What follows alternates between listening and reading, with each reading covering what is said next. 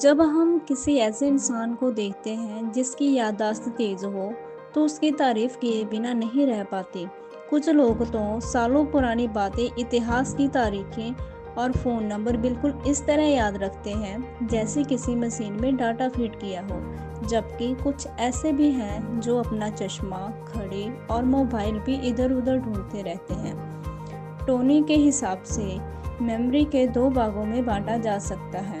पहला स्टोरेज और दूसरा रिकॉल, यानी आपने जो भी पढ़ा, सीखा या समझा उसे स्टोर करना और जब किसी ज़रूरत पड़े उस स्टोरेज को निकाल कर रिकॉल कर लेना।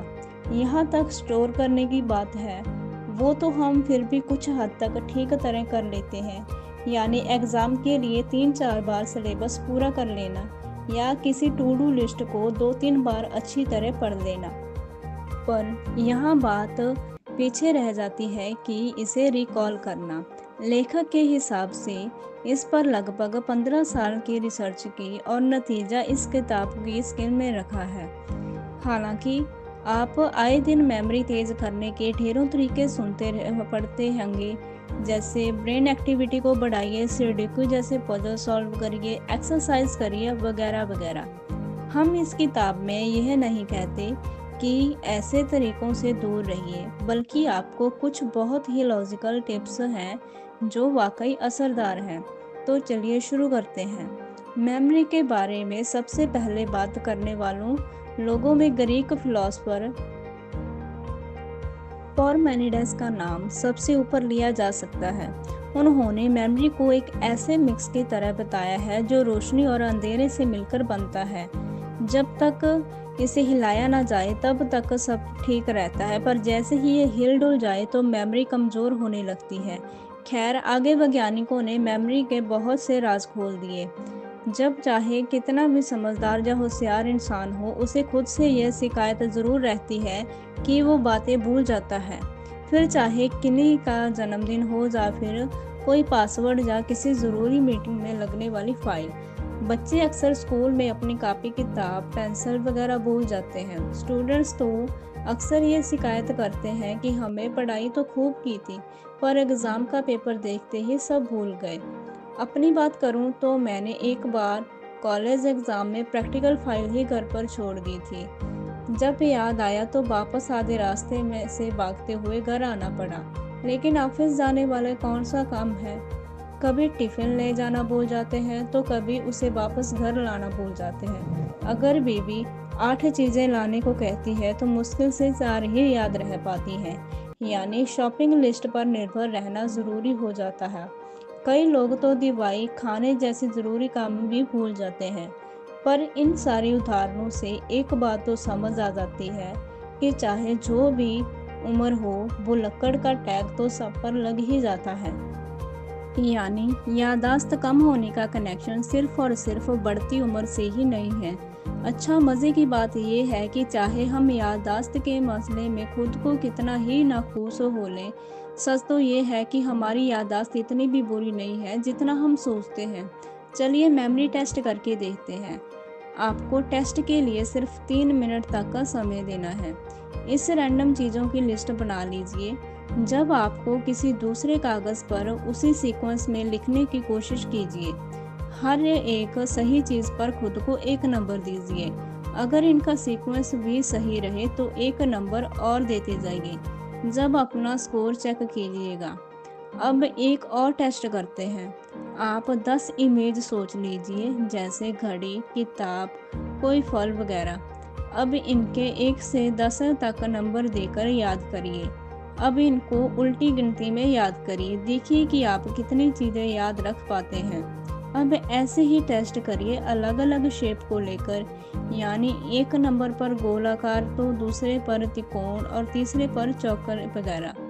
अब देखिए आपको कितनी बातें याद रहती हैं। आप ये तो मानते होंगे कि हमें अनयूजुअल बातें अच्छी तरह से याद रह जाती हैं। असल में ब्रेन रोज़ाना होने वाली बातों को फिल्टर कर देता है। यानी आप ये तो बता सकते हैं कि पिछली दिवाली में आपने क्या पहना था, पर 3 दिन पहले पहने हुए कपड़े आपको बताने में मुश्किल होगी। इसके अलावा साइंस ने यह भी साबित किया है कि हमें पढ़ी या सुनी हुई बातों से देखी हुई बातें ज़्यादा याद रहती हैं। यानी अगर आपने कोई किताब पढ़ी और साथ ही कोई फिल्म देखी तो आपको फिल्म किताब से ज़्यादा अच्छी तरह से याद रह पाएगी। ज़रा सोचकर देखिए कि स्कूल में पढ़ा हुआ इतिहास या कोई टॉपिक याद है या उसी उम्र में देखी हुई कोई पिक्चर। तो जब हम यह जानते हैं कि हमारा दिमाग तस्वीरें ज़्यादा अच्छी तरह से याद रख पाता है, स्टोर और रिकॉल कर सकता है, तो हम इस बात का फ़ायदा क्यों ना उठाया जाए। अब देखिए कि डाटा को इमेजेस में कैसे बदलना है। चलिए फिर से कोई 10 शब्द लेते हैं। फूल, किताब, पीला, पेंसिल, दोस्त, टेबल, टी शर्ट, मिठाई, अंगूठी और गुब्बारा। अब अगर मैं बोलूं कि इनको 1 मिनट में याद कर लीजिए तो बहुत ही मुश्किल होगा कि आप 10 के 10 नाम एक ही सीक्वेंस में बोल पाएं। हो सकता है कि कुछ लोग याद कर भी लें, पर अगर मैं 1 या 2 महीने बाद फिर यही दोहराने को बोलूं तो कितने लोग सही जवाब दे पाएंगे। आप 6 महीने या साल भर बाद भी सही जवाब दे पाए इसका तरीका समझते हैं। अब ऊपर पड़े दोनों नियमों को काम में लेते हैं। ये सारे बहुत आम शब्द हैं, इनको थोड़ा अनयूजुअल बताते हुए चलते हैं। आपने हरा गुलाब बहुत कम देखा होगा, तो अपने दिमाग में हरे गुलाब की तस्वीर बनाइए। अब किताब से आप सोचेंगे कि क्यों ना फूल को किताब में रखने की बात इमेजिन की जाए, पर इनमें नया क्या है। तो चलिए फिर कुछ अनयूजुअल की इमेज बनाएं। आपने उस हरे गुलाब के डंडी को पीले रंग की स्याही में डिबोकर किताब पर अपना नाम लिख दिया। स्याही का रंग भी अनोखा है जो आप कभी नहीं भूलने वाले। अब देखिए अगले शब्दों को कैसे इमेजिन में मदद से अनयूजुअल बनाना है। आपने ये किताब उठाई और आंगन में एक पेंसिल की मदद से किताब के अंदर ड्रैगन बनाने लगे, पर आप ये काम शार्प एज से नहीं बल्कि ब्लंट एज से कर रहे हैं। इतने में आपका दोस्त उड़ने वाले टेबल पर बैठ गया और अखबार की बनी शर्ट पर पहनकर आता है और इस किताब को बंद कर देता है। वो कहता है, चलो कुछ मज़ेदार चीज़ दिखाता हूँ। उसने किताब के ऊपर मिठाई का डब्बा रखा और आपने उसकी कलाई में धागे से बनी हुई अंगूठी देखी। अब जैसे ही दोस्त ने मिठाई का डब्बा खोला, उसमें से गुब्बारे उड़ने लगे। एक बार तो ये तो सब बेसिस पैर की बात चलेगी, पर हम यहाँ लॉजिक नहीं विल्ड इमेजिनेशन करने को ही बोल रहे हैं, और इमेजिनेशन में तो पूरी छूट रहती है। इस बात का यकीन मानिए कि अगर आप यह तरीका अपनाना शुरू कर दें तो कुछ भी याद रख सकते हैं, और वो हमेशा हमेशा के लिए। मेमोरी टेस्ट से जो भी आपका स्कोर आया उसे आप और बढ़ा सकते हैं। इसके लिए एक तरीका है रोमन रूम सिस्टम कहा जाता है। इसके लिए एक रोमन शोल्डर का उदाहरण लेते हैं। मान लीजिए से काम करते हैं। पहला, जूता खरीदना। दूसरा, अपनी बंदूक साफ करना। तीसरा, अपने नौकर से कहकर अपनी वर्दी प्रेस करवाना। चौथा, अपने बच्चों का होमवर्क देखना। बाकी 2 काम है अपने सीनियर के वैक्सों भेजना और अपने घर का टैक्स भरना। अब इन कामों को याद रखने के लिए तो को कर सकता है। सोल्जर इमेजिन करता है कि वो अपने घर के अंदर जा रहा है। यहाँ जूते की रैक खाली पड़ी है, सामने की दीवार पर बंदूक टंगी है। जब नौकर उसके लिए पानी लाता हुआ दिखता है, पानी पीकर आगे बढ़ने पर सैनिक का बच्चा खेलता हुआ उसे सामने आ जाता है। इसमें बस की तरह से अपना फ़ोन बजता है और बात पूरी करके वो जैसे ही कमरे में आता है उसे टेबल पर मकान के कागज़ दिखते हैं। एक मिचर उसे सारे काम याद दिलवा दिए।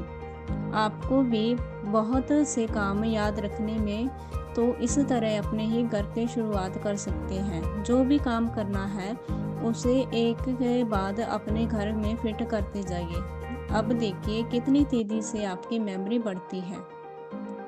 आगे बढ़ने के लिए कनेक्शन बनाना ज़रूरी है, लेकिन कनेक्शन बनाने का सबसे पहला कदम है लोगों को याद रख पाना। रोज़ाना 2-4 लोगों को तो फिर भी याद रखा जा सकता है, पर अगर आपका काम ऐसा हो कि आपको रोज़ ढेरों से मिलना पड़े तो उन्हें कहा ताकि याद रख पाएंगे, पर ये काम इतना मुश्किल भी नहीं है। चलिए इसका भी तरीका बताते हैं। आप जिनसे भी मिले उनका नाम दोहरा लें। मन ही मन एक बार उनका नाम लिखें। अगर आपको एक से ज़्यादा भाषा आती है तो हर भाषा में उनका नाम इमेजिन करते हुए लिख लें।